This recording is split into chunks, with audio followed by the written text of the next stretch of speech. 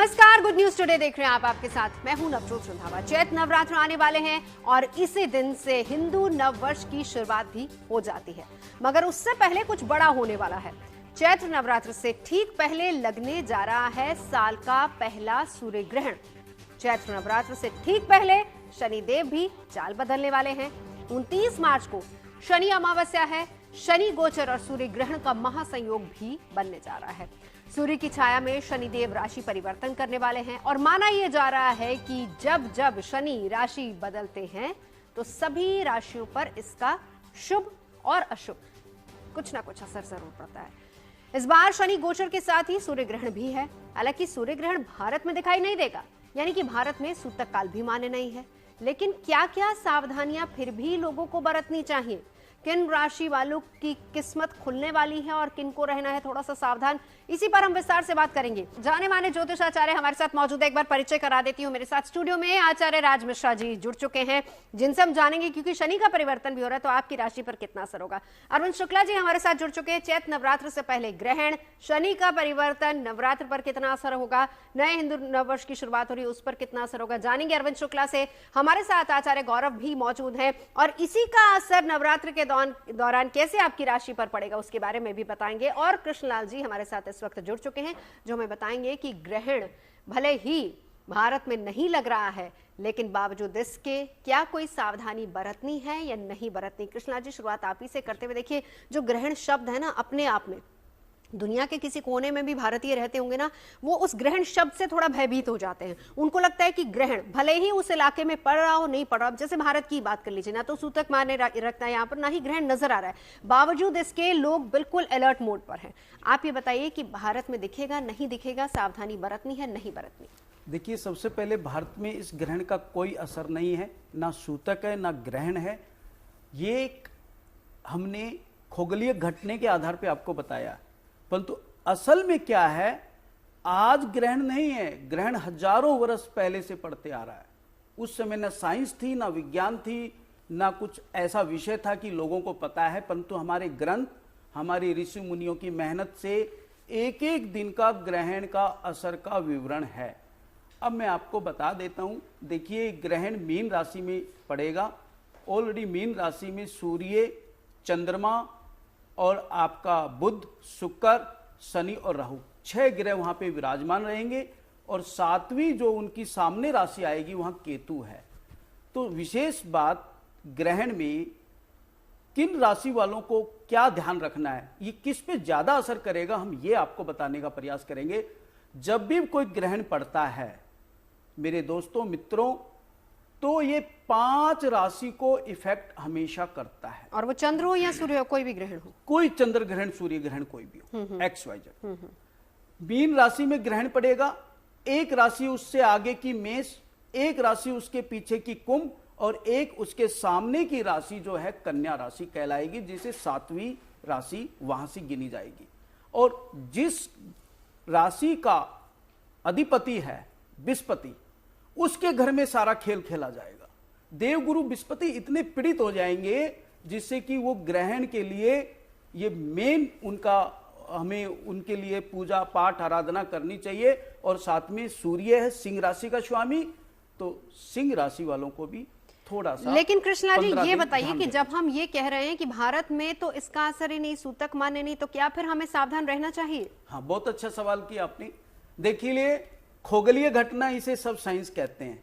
अब खगोलीय घटना से हमारा नहीं चलता है, हम ज्योतिष शास्त्र हैं, ज्योतिष के आधार पे बताते हैं। कहीं भी कोई घटना घटती है मानव जीवन पे, पशु पक्षी, पेड़ पौधा, जितने जीव लोग हैं XYZ, जैसे हमारे यहाँ 84 लाख बताया जाता है, प्रत्येक के ऊपर इसका असर पड़ेगा। वो लोग ज्यादा सावधान रहें जिनकी वर्तमान में राहु की दशा चल रही है, राहु का अंतर चल रहा है गोचर से। जैसे आजकल राहु चल रहे हैं मीन राशि में, केतु चल रहे हैं कन्या राशि में, ये 2 राशि तो विशेष ध्यान रखिए भैया। गौरव जी ये बताइए कि अब इस नवरात्र किस तरीके का रहने वाला है, क्योंकि अगर हम ग्रहण की परिप्रेक्ष्य में देखें तो किस तरीके से नवरात्र में हर राशि वालों को करनी चाहिए आराधना? पहली 3 राशियां मेष, वृषभ और मिथुन की बात करेंगे। देखिए, थोड़ा सा डिटेल में चीजें बताना चाहता हूँ आपको। खगोलीय घटना किसी भी जगह हो, अगर हम देखते हैं, इसको समझते हैं, इसका प्रभाव पूरी पृथ्वी पे पड़ता है। यानी कि अगर सूर्य ग्रहण हमारे भारत पर नहीं है, लेकिन फिर भी इसका कहीं ना कहीं असर तो हमारी राशियों पे पड़ता ही है। ये सब चीजें एक चुंबकीय तरंगों की तरह काम करता है। आपसी तालमेल, हम लोगों को जो एक ऊर्जा होती है, ये सब सूर्य से, चंद्रमा से, इन सभी ग्रहों से प्रदान होती है। अब ये जो सूर्य ग्रहण है, हालांकि कुल मिला के इसका असर भारत में नहीं है, लेकिन मैं सही बताऊं दोस्तों तो कहीं ना कहीं इसका असर कुछ ऐसी राशियां हैं जिसके ऊपर नेगेटिव पड़ता है। पहले 3 राशियों के बारे में हम बात करते हैं। सबसे पहले बात करते हैं मेष राशि के लिए। देखिए, मेष राशि वालों के लिए सबसे जरूरी है कि खासकर अपने स्वास्थ्य का आप ध्यान रखें। कोई चोट, कोई परेशानी, कोई दिक्कतें ऐसी आपके जीवन में आ सकती हैं, उसको बहुत सोच समझ के अपने ट्रैवल अगर आप कर रहे हो तो बहुत सोच समझ के ट्रैवल करें। कोई मेडिसिन अगर आप खाते हो पहले से, या आपको छोटे मोटे कोई सिम्टम नजर आ रहे हैं, तो कोशिश करें कि एक अच्छे सलाहकार डॉक्टर से सलाह लेके अपनी मेडिसिन को सही तरीके से चलाएं। कोई बड़ा डिसीजन अगर आप लेने वाले हो, कोई डॉक्यूमेंट आप साइन करने वाले हो, तो उसको ध्यान से पढ़ के, सोच समझ के, इस परिस्थितियों के साथ आप अपने डॉक्यूमेंट्स को साइन करें। कुल मिला के मेष राशि वालों के लिए ये जो समय रहने वाला है, मेरे हिसाब से इतना बेहतर नहीं है। दूसरी राशि है वृषभ। देखिए, वृषभ राशि वालों के लिए जो ये समय है, ये मेष के अकॉर्डिंग बहुत ज्यादा अच्छा होने वाला है। कोई अच्छी अपॉर्चुनिटीज आपको मिलने वाली हैं। पिछले काफी समय से जो परिस्थितियां आपके फेवर में नहीं चल पा रही थी, वो आपके फेवर में होने वाली हैं। कोई अच्छे प्रोजेक्ट, कोई नौकरी आप ढूंढना चाह रहे थे, नौकरी आपको मिलेगी। और कुल मिला के ये जो समय है वृषभ राशि वालों के लिए मेरे लिहाज से बहुत ज्यादा अच्छा रहने वाला है। बात करें मिथुन के लिए, तो देखिए मिथुन के लिए जो समय है, कुल मिला के घर के कोई बड़े, कोई बुजुर्ग, उनके स्वास्थ्य को थोड़ा सा समझना है। कुल मिला के उनके स्वास्थ्य को लेकर आपको थोड़ा सा चिंतित रहना चाहिए।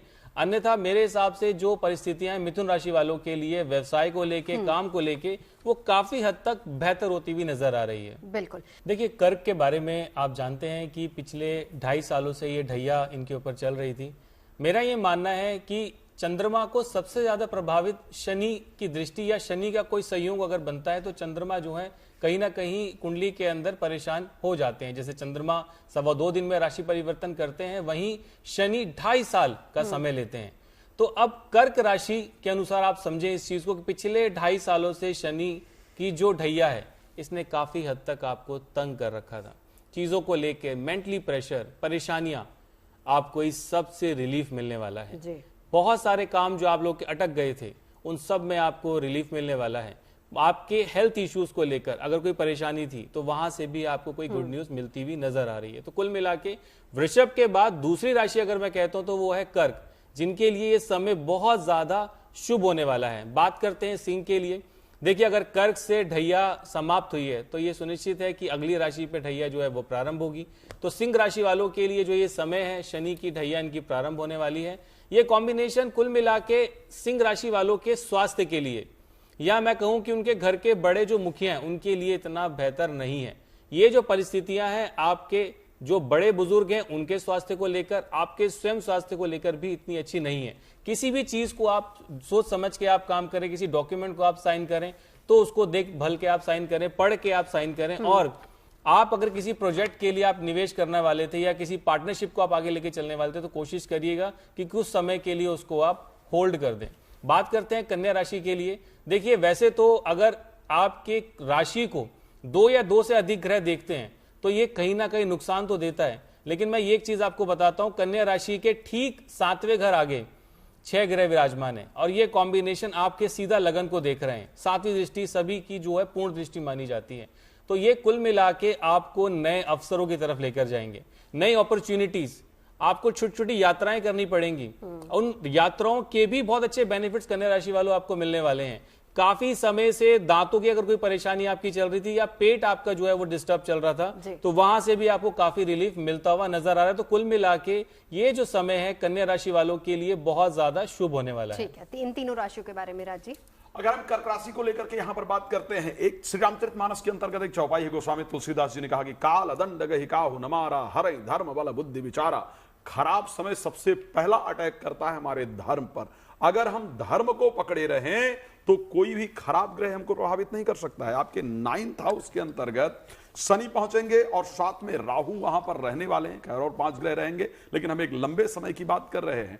सिर्फ आपका धर्म प्रभावित होगा, भाग्य कम साथ देना शुरू करेगा। यदि आप भगवान शिव की शरण में रहेंगे तो धर्म आपकी रक्षा करेगा।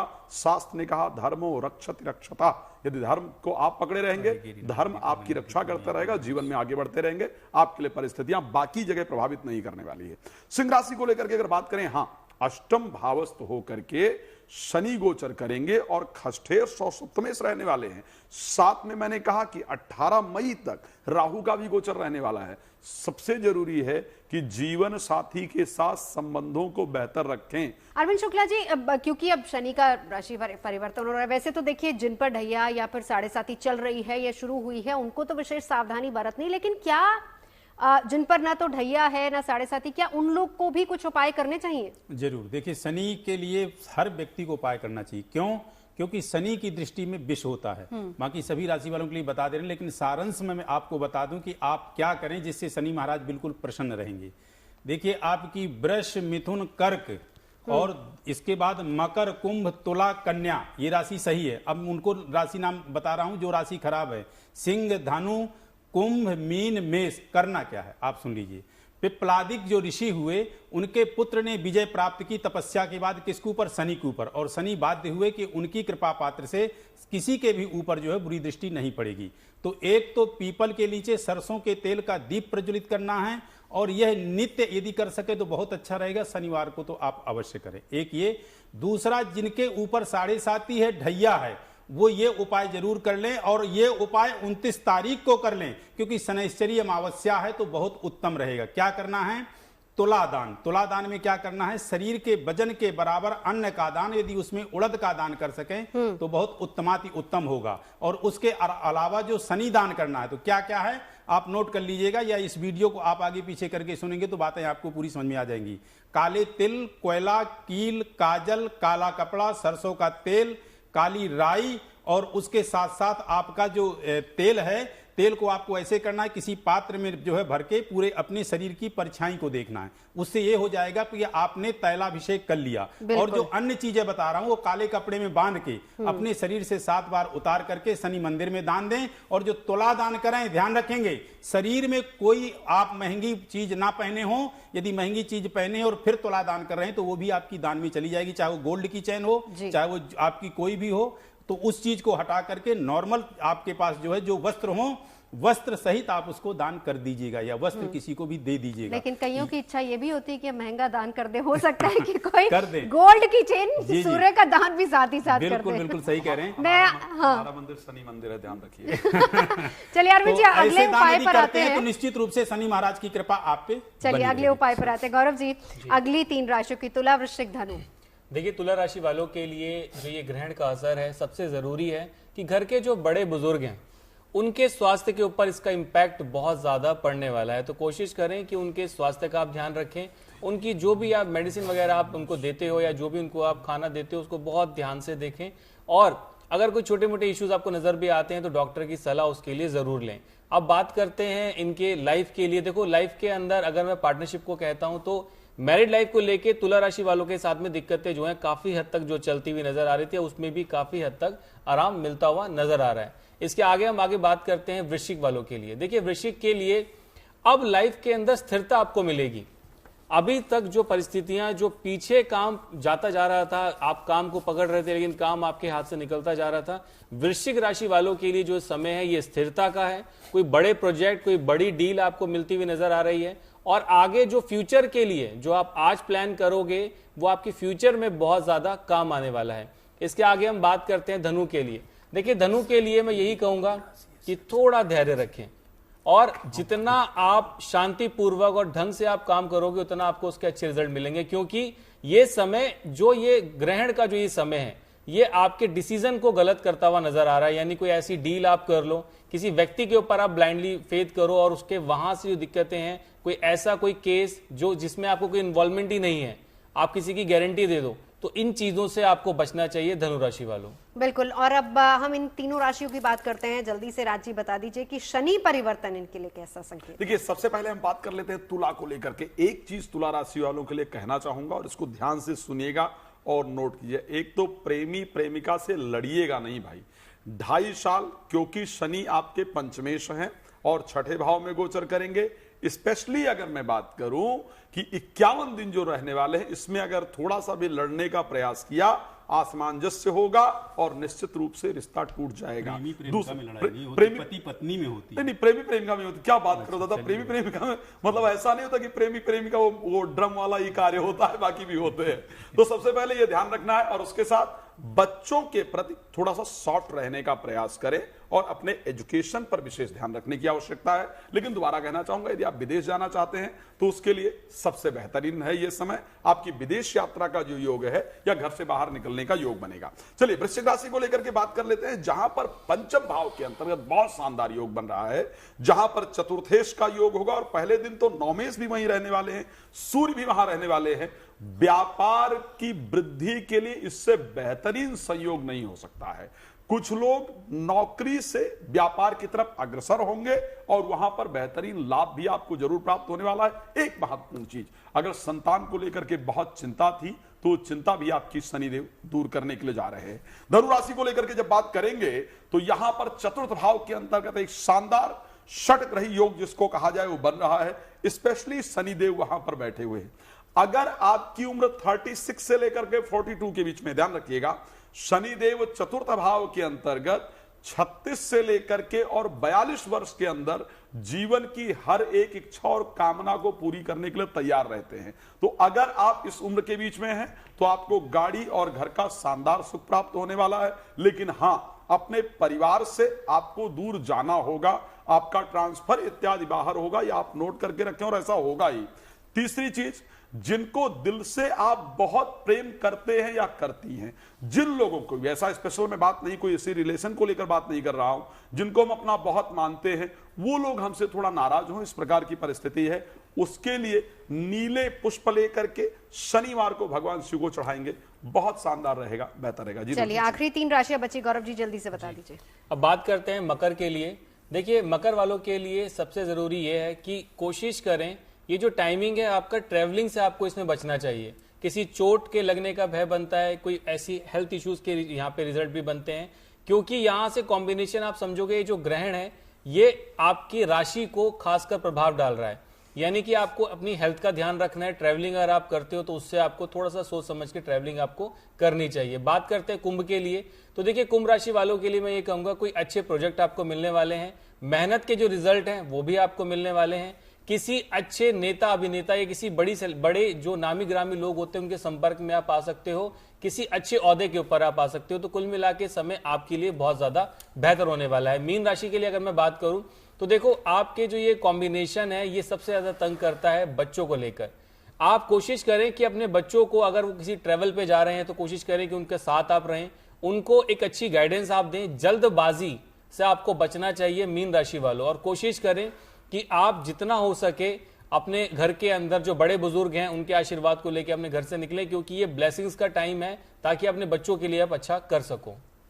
बिल्कुल, और इन्हीं 3 राशियों के बारे में जान लेते हैं। राजी से राजी, शनि परिवर्तन का इन तीनों पर कितना असर है? मकर राशि को लेकर के बात करें, ऋषि पाराशर ने एक बहुत सुंदर श्लोक लिखा कि त्रिखड़ एकादशे राहु, त्रिखड़ एकादशे भौमा, त्रिखड़ एकादशे शनि, सर्वारिष्ट विचिंतये।